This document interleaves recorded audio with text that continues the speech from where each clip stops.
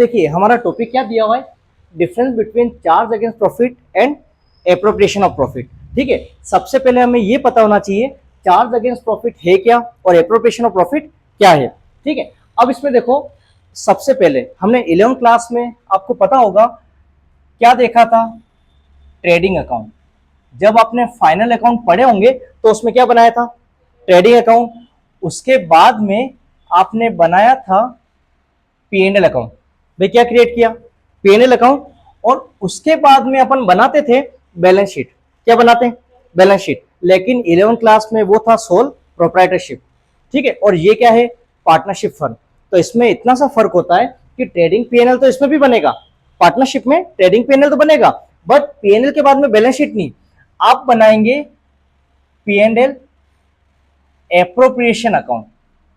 समझ गए क्या फर्क है, पीएनएल के बाद में बैलेंस शीट नहीं बनानी है, आपको क्या बनाना है, पीएनएल एप्रोप्रिएशन बनाना है। देन लास्ट में जाके अपन बनाएंगे बैलेंस शीट। यहां तक क्लियर है।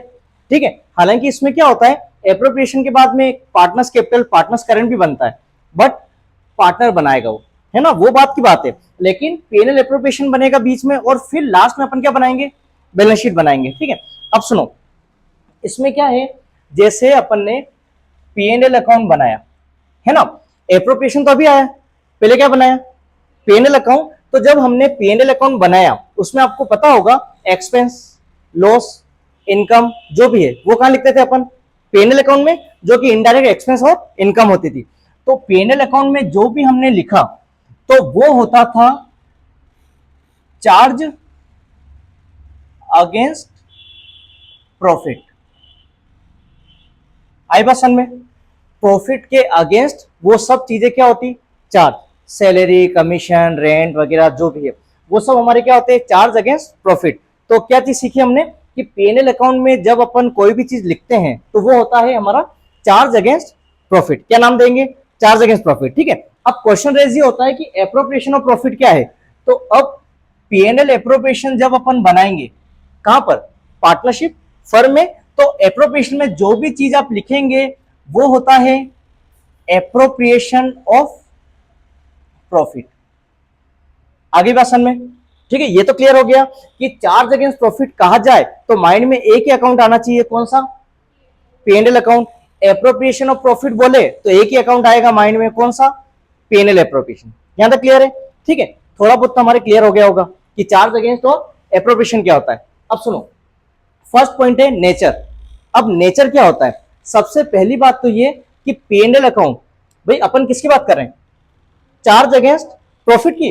तो यहां पे अपन फर्स्ट पॉइंट ये देखते हैं कि चार्ज अगेंस्ट प्रॉफिट में, और या फिर ऐसा बोल दूं पीएनएल अकाउंट में अपन क्या लिखते थे, एक्सपेंस, जो भी अपन ने खर्चे हुए एक्सपेंस हुए वही लिखते हैं। तो यहाँ पे फर्स्ट पॉइंट क्या आएगा, इट इज एन एक्सपेंस, है ना। तो यहाँ पे आप मेंशन कर दो कि इसमें क्या होता है, एक्सपेंस। समझ गए।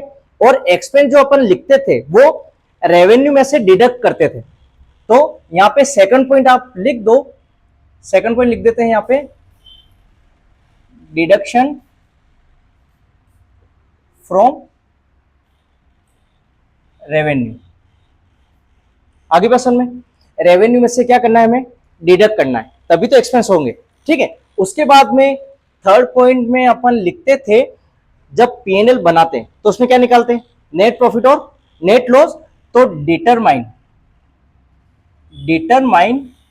क्या किया जाता, नेट प्रॉफिट या फिर नेट लॉस। आई बात समझ में, क्योंकि ये चार्ज अगेंस्ट प्रॉफिट मतलब पीएनएल अकाउंट, और पीएनएल अकाउंट में क्या होता था, एक्सपेंस, एक तरह का क्या होता है, एक्सपेंस अकाउंट होता है।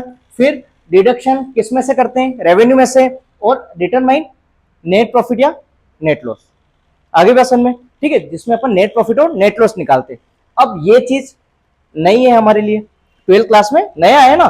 तो अब इसमें क्या होता है, जब नेट प्रॉफिट नेट लॉस, आपको मैंने बताया था कि जब अपन ट्रेडिंग पीएनएल बनाते हैं तो ट्रेडिंग से अपन निकालते थे ग्रॉस प्रॉफिट या ग्रॉस लॉस, उसके बाद में यहां ट्रांसफर होता था नेट प्रॉफिट या नेट लॉस, और उसके बाद में डायरेक्टली अपन ट्रांसफर करते थे बैलेंस शीट में।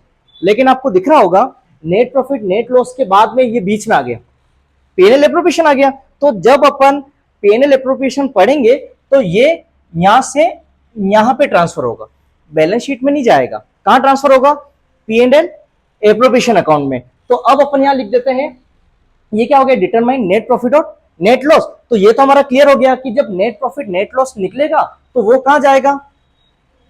P and L appropriation account में। ठीक है, तो अपन यहां पे लिख देते हैं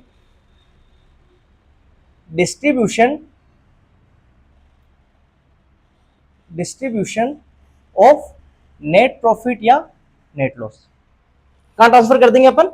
P and L appropriation. Clear है? अब सुनो, सेकंड ऑप्शन है हमारा रिकॉर्डिंग। अब क्वेश्चन ये रेज होता है कि चार्ज अगेंस्ट प्रॉफिट अगर आ जाता है, कहां पर रिकॉर्ड करें? क्या बोला उसने?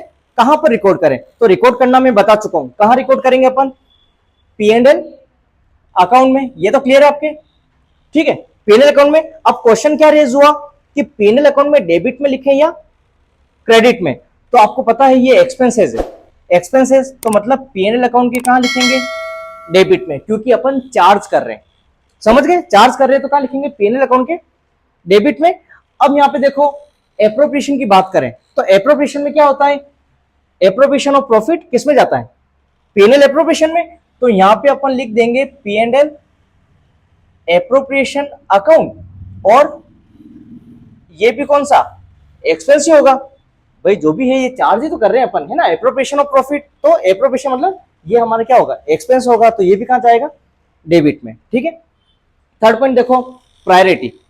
प्रायोरिटी का मतलब ये है कि अगर ये दोनों चीजें हमारे साथ साथ आती है तो किसको प्रायोरिटी पे रखा जाए?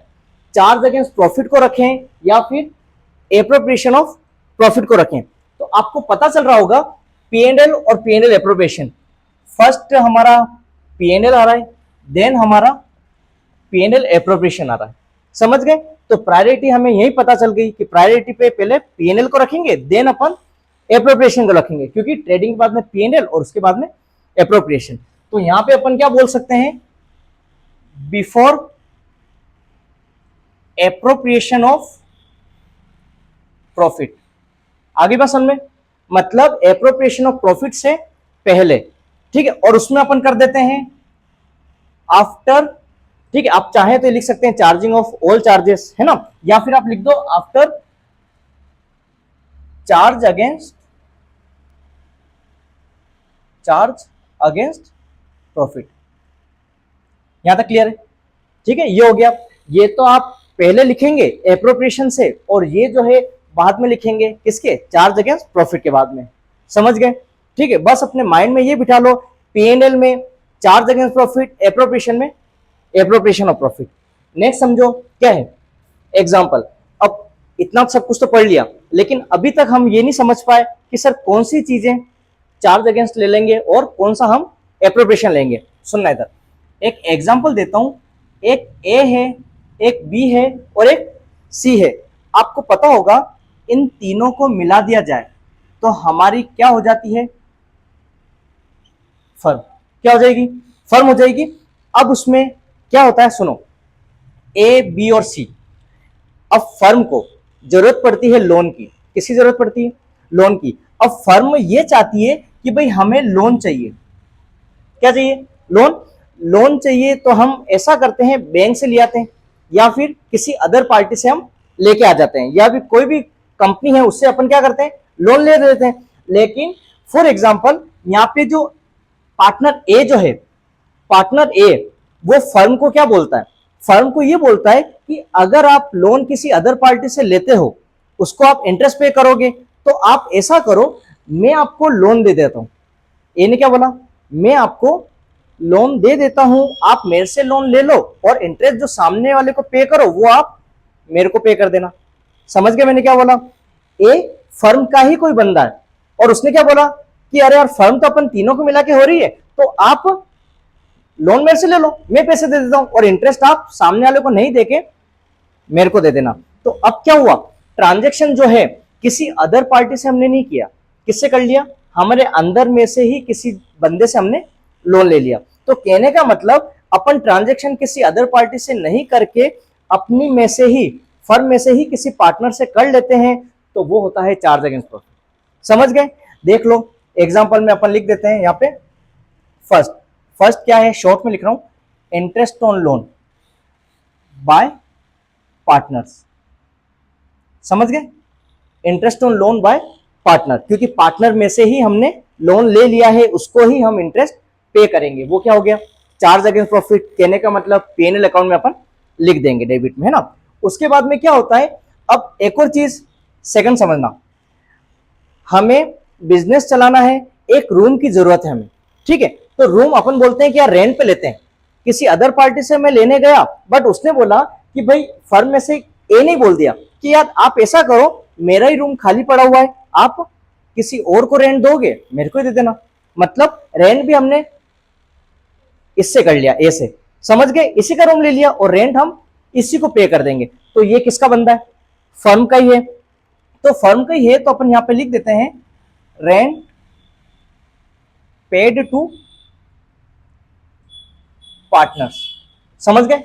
रेंट अपन पे करेंगे किसको? पार्टनर को। अब एक और चीज सुनो, मेन पॉइंट बता रहा हूं। अब इसमें क्या है, 3 बंदे हैं, ठीक है। अब इनमें से अपन बोलते हैं कि यार एक को क्या बनाना है? मैनेजर। क्या बनाना है? मैनेजर। अब जिसको मैनेजर बनाऊंगा उसको कमीशन पे करूंगा, मतलब अपनी फर्म में से क्या बना रहा हूं? मैनेजर। तो एक पॉइंट हमारा ये आ जाएगा, मैनेजर कमीशन। मैनेजर कमीशन आई बात समझ में? तो उसमें से ही हम कमीशन दे देंगे। तो वो हमारा क्या हो गया?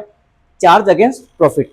मेनली ये 3 चीजें आएगी, और हो सकता है 1-2 ऊपर के आ जाएं। तो आप तो इतना सा ध्यान रखो, अपने ही फर्म में से किसी पार्टनर से आप ट्रांजैक्शन कर लेते हो किसी भी टाइप का, तो वो कहलाता है चार्ज अगेंस्ट प्रॉफिट। और मेरी कोचिंग पे मैंने एम्प्लॉय रखा, तो एम्प्लॉय फर्म का थोड़ी, क्या मेरी कोचिंग का थोड़ी। एम्प्लॉय तो क्या है? सैलरी ले जाएगा मेरे से, तो सैलरी ले जाएगा, तो वो लिखेंगे अपन एप्रोप्रिएशन ऑफ प्रॉफिट।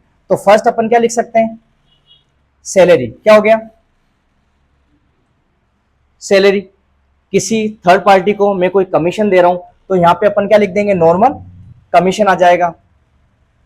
आई पसंद में? और कैपिटल किसी बंदे ने लगा रखी है, उस पर मेरे को इंटरेस्ट पे करना है, ठीक है। इंटरेस्ट पे करना है तो अपने आईओसी वगैरह यहां आ जाएगा, ठीक है। आईओसी है, एक और पॉइंट लिख लो यहाँ पे आईओडी, वो भी एप्रोप्रिएशन ऑफ प्रॉफिट कहलाएगा। क्लियर है? आईओसी, आईओडी, बाकी मतलब आप ये ध्यान रखें 3 पॉइंट, बाकी जो भी आ जाए वो सब हमारा क्या होगा? Appropriation of profit. आगे पसंद में? तो ये था charge against profit and appropriation of profit. Clear है?